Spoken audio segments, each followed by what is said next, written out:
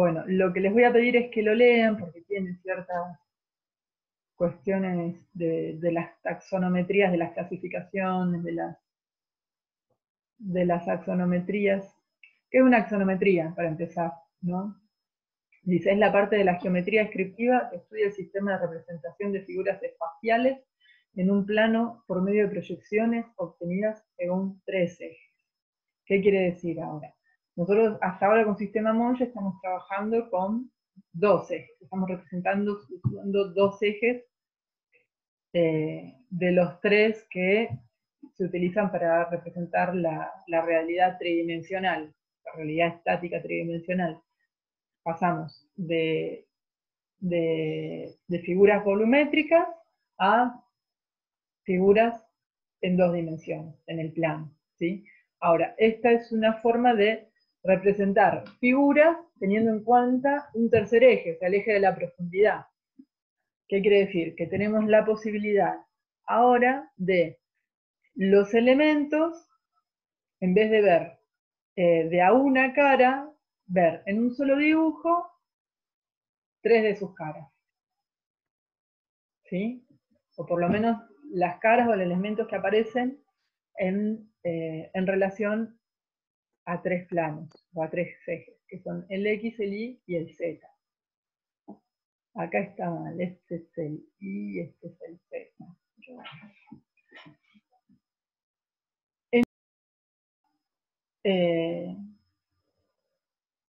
De lo que se... Una perspectiva axonométrica es una perspectiva que tiene, digamos, también trabaja con proyectantes que son paralelas entre sí, por lo tanto siguen perteneciendo al campo de las axonometrías, de las proyecciones cilíndricas, como el sistema Monge. Sigue trabajando con proyectantes paralelas a los planos, ¿sí? A diferencia de las perspectivas con puntos de fuga, no sé si algunas vieron esa técnica, donde las proyectantes son cónicas y siempre remiten a un punto de fuga, desde el observador a los puntos de fuga. Y así se van calculando las distancias y las profundidades. Acá lo que vamos a ver son distintos tipos de axonometrías, ¿sí? Que van a ver que se clasifican en función de la relación de los ángulos, primero en función de la relación en los ángulos entre los ejes, ¿sí? En función, primero, de si sus caras, o sea, alguna de sus caras son o no paralelas a alguno de los planos, y eso por un lado, y además, y sobre todo, que es lo que más vamos a utilizar, es la relación de los ejes, o sea, de estos ángulos entre los ejes. Y hago la aclaración acá, ahora antes, esta es una técnica que está preparada sobre todo para el dibujo a mano, cuando todavía no estaban o no existían los softwares de diseño en 3D, que digo, esos softwares utilizan estos cálculos, pero digamos, los realizan automáticamente. Nosotros cuando trabajamos con perspectivas axonométricas y empezamos a modificar estos ángulos, fíjense, acá esta es la perspectiva isométrica. Hay una relación de igualdad, ¿sí? Entre todos los ángulos internos son iguales.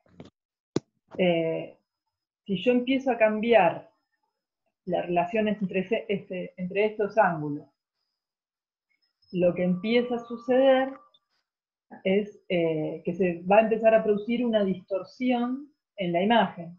Fíjense acá, en la isométrica yo veo claramente que es un cubo, se trata de un cubo esta representación. Sin embargo, ninguna de las 3 caras de este cubo es un cubo. Si yo separo las caras, o sea, todos los poliedros que conforman,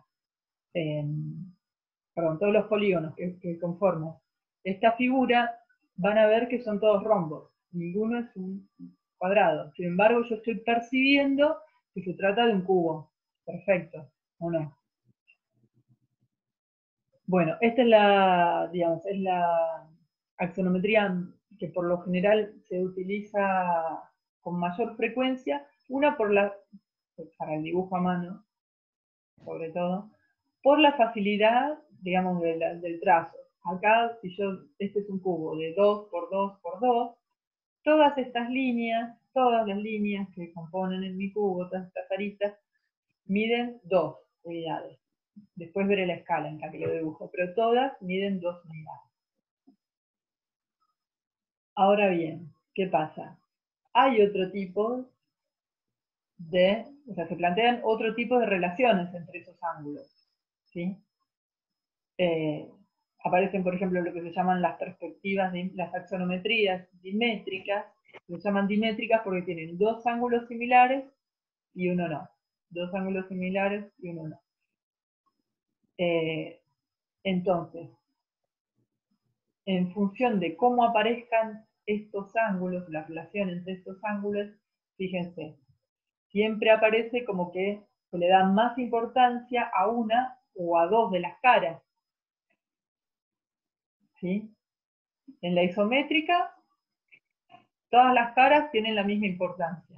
¿Lo notan? Y en las dimétricas siempre hay una cara preponderante, o en este caso, dos. ¿Lo notan?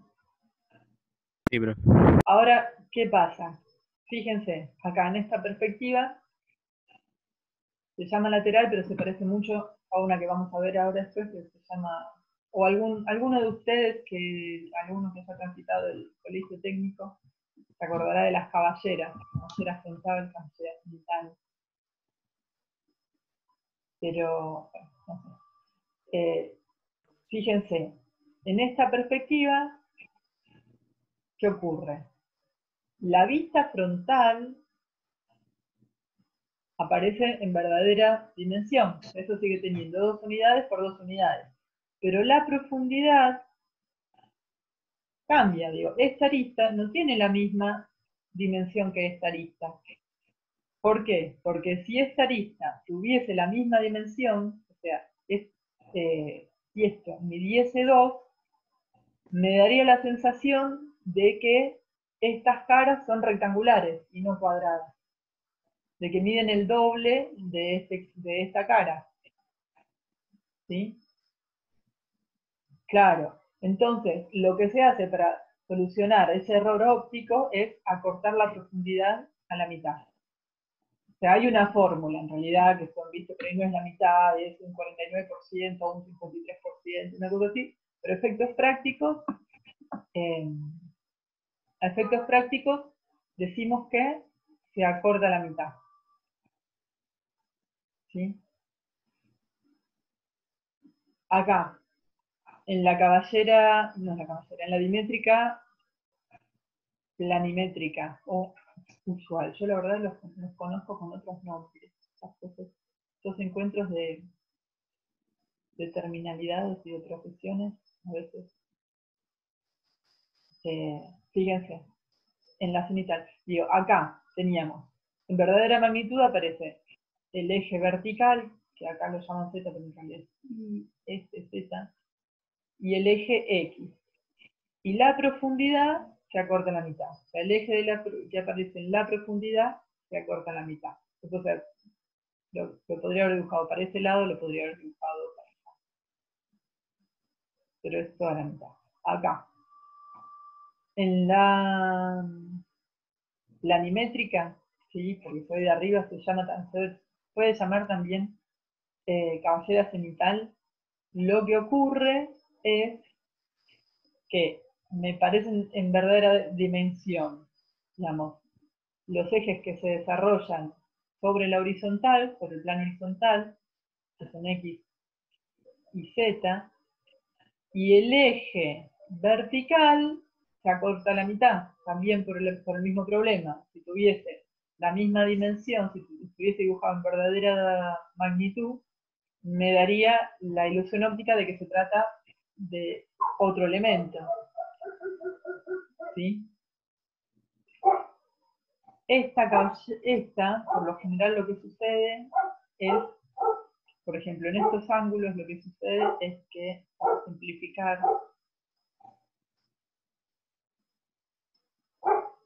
lo que suele suceder es que este ángulo del medio se mantiene en 90, pero estos dos cambian. Y empiezo a jugar con un I. Es más, cambian un poco. O sea, este sigue vertical, pero este se acota, este se alarga y por ahí se trabaja con un 30-60. ¿Sí? Se saca la perpendicularidad y se trabaja con un 30-60 o con un 45-45. Y de este lado, un 60 o 45.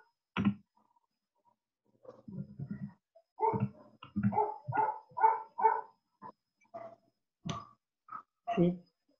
Este sí, el de acá abajo, lo toman en cuenta. Después, igual ahora cuando les paso el práctico, se los paso un poquito más en... pero bueno, lo que suele hacerse es como por ahí tratar de redondear los ángulos y tratar de llevarlos a los elementos, a las unidades que están relacionadas con los elementos de dibujo a mano, que son las escuadras de 30-60 y la de 45. ¿Sí? Pero fíjense que el factor común es este. O sea, la cara que tengo en verdadera magnitud, o sea, que tengo más resaltada, queda en verdadera magnitud, y las otras reducen su distancia a la mitad.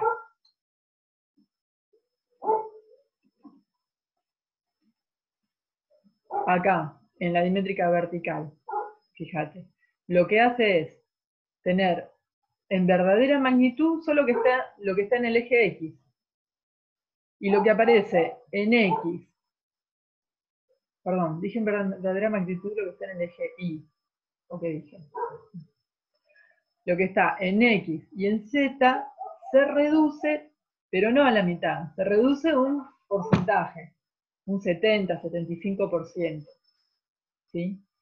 Todos los números de reducción exactos y las fórmulas que hay que usar para relacionar la relación entre ejes de las reducciones a las correcciones ópticas que hay que hacer, las van a encontrar en las normas TIRAN de dibujo técnico, por si las necesitan utilizar en algún momento. Todas estas fórmulas son las que usan, no sé si alguna vez vieron un programa de diseño 3D, por computadora, cuando van girando los elementos, ¿sí? Que siempre se ven proporcionados, donde, bueno, utilizan este tipo de fórmulas. Por lo general nosotros cuando dibujamos en 3D directamente, en programas en los que directamente se dibuja en 3D, en realidad todas las medidas que tomamos son en 2 dimensiones. Vamos dibujando en 2 dimensiones y el programa solo lo va levantando y lo va mostrando en 3D, digamos, en la volumetría.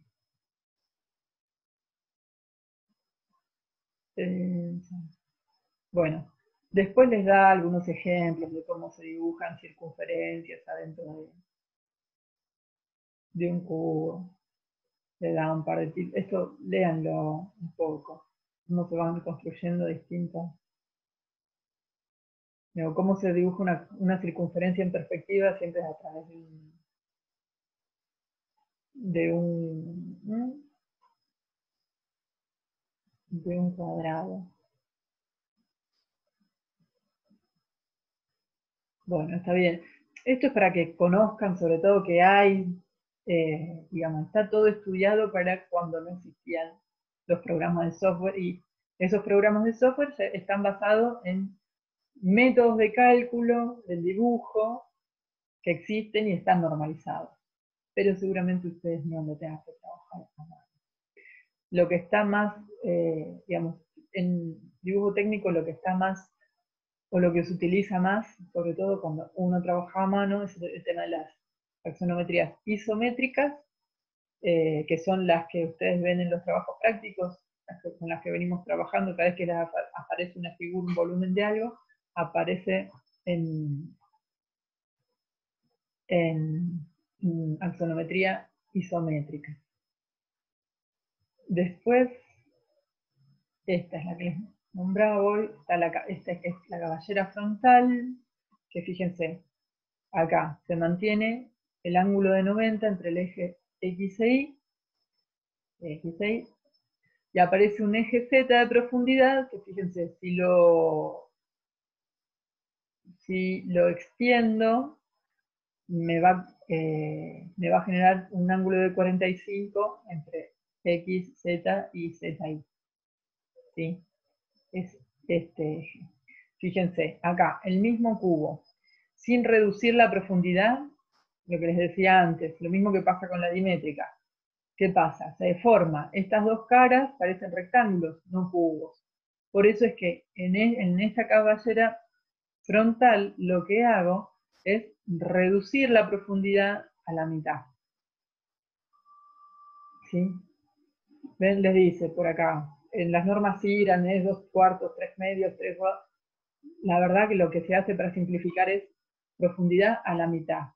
En la cenital, esta que estaba acá arriba, esta que está por acá arriba, es altura a la mitad. Y así.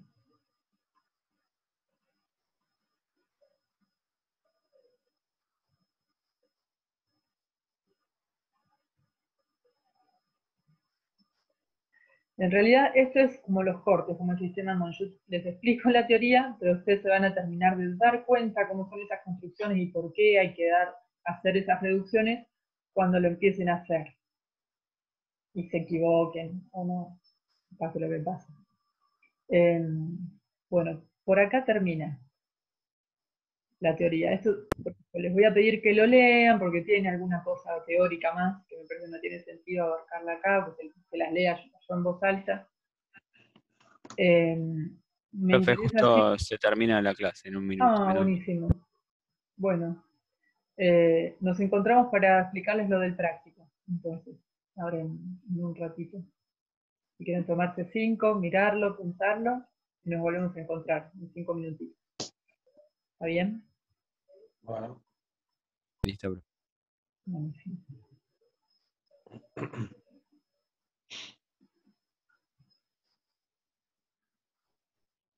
Menos de un minuto estamos pensando. Justo volvió el campus por si lo quieren bajar. Buenísimo. Y encima